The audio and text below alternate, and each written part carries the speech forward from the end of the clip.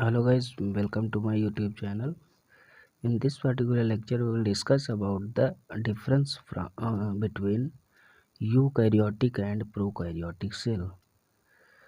तो first point में हम बात करेंगे यूकैरियोटिक और प्रोकैरियोटिक की डिफिनीशन क्या है। तो अगर यूकैरियोटिक की बात करें तो any cell that contains clearly defined nucleus and membrane bound organelle. तो यूकैरियोटिक सेल के पास क्या होता है, एक क्लियरली डिफाइंड न्यूक्लियस पाया जाता है और मेम्ब्रेन बाउंड ऑर्गेनेल्स पाए जाते हैं। ऑर्गेनेल्स क्या क्या होते हैं, जैसे माइटोकॉन्ड्रिया हो गया, गोल्जी बॉडी हो गया, इंडोप्लाज्मिक रेटिकुलम हो गया। तो ये क्या होते हैं, मेम्ब्रेन बाउंड ऑर्गेनेल होते हैं। ओके। अगर प्रोकैरियोटिक की बात करें तो प्रोकैरियोटिक में any unicellular organism that does not contain a membrane bound nucleus or organelle।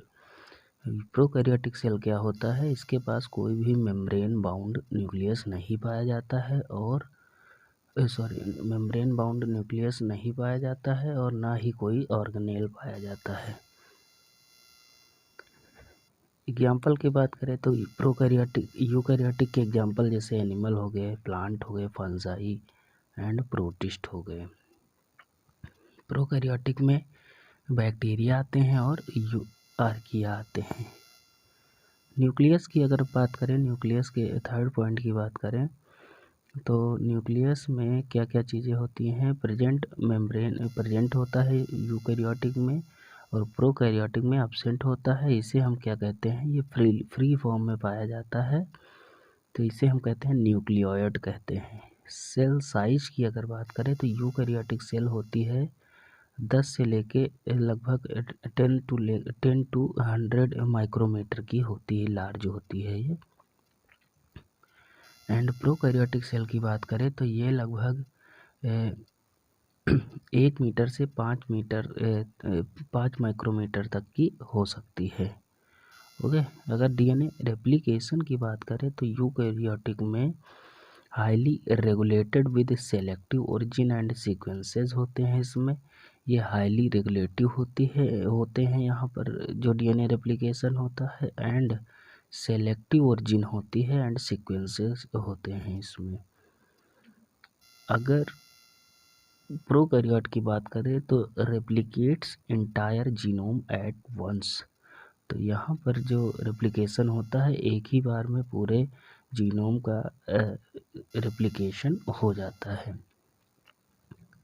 Organism type की बात करें तो जो यूकैरियोटिक होते हैं यूजुअली मल्टीसेलुलर होते हैं एंड जो प्रोकैरियोटिक होते हैं यूजुअली यूनिसेलुलर होते हैं। क्रोमोसोम की बात करें तो क्रोमोसोम जो होता है वो मोर देन 1 होता है, यूकैरियोटिक में हो सकता है, प्रोकैरियोटिक में 1 long single loop of DNA and plasmid होते हैं इसमें। राइबोसोम की बात करें तो राइबोसोम लार्ज होता है यूकैरियोटिक सेल में एंड प्रोकैरियोटिक सेल में स्मॉल होता है। ग्रोथ या रिटेंशन टाइम की बात करें तो यूकैरियोटिक का जो ग्रोथ रेट होता है वो स्लोअर होता है और प्रोकैरियोटिक अगर बैक्टीरियाज की बात करें तो वो क्या होते हैं, फास्टर ग्रोथ करती हैं। ऑर्गेनेल प्रेजेंट होते हैं, जैसे अभी हमने बात करी थी, जैसे माइटोकॉन्ड्रिया हो गया, ईआर हो गया, गोल्जी बॉडी हो गया, तो ये सभी प्रेजेंट होते हैं यूकैरियोटिक में, प्रोकैरियोटिक में एब्सेंट होते हैं। Ability to store hereditary information. तो all eukaryotic have this ability. तो मतलब जो हेरिडिटरी इंफॉर्मेशन होता है, जो हेरिडिटी वाला इंफॉर्मेशन होता है वो दोनों के पास होता है स्टोर करने के लिए।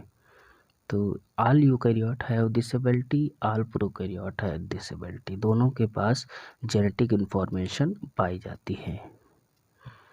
शेल। तो शेल वाल की अगर बात करें तो शेल वाल जो होती है यूकैरियोटिक में simple, present in plant and fungi में पाई जाती है एंड प्लांट में पाई जाती है सेल वाल। अगर इसमें बात करें प्रोकैरियोटिक में तो कॉम्प्लेक्स होती है, present in all prokaryote. Plasma membrane की बात करें तो प्लाज्मा मेम्ब्रेन यूकैरियोटिक में पाई जाती है, प्रोकैरियोटिक में भी प्लाज्मा मेम्ब्रेन पाई जाती है। साइटोप्लाज्म की बात करें तो साइटोप्लाज्म भी यूकैरियोटिक में प्रेजेंट होता है, प्रोकैरियोटिक में भी प्रेजेंट होता है। तो ये हमारे डिफरेंस हुए यूकैरियोटिक एंड प्रोकैरियोटिक।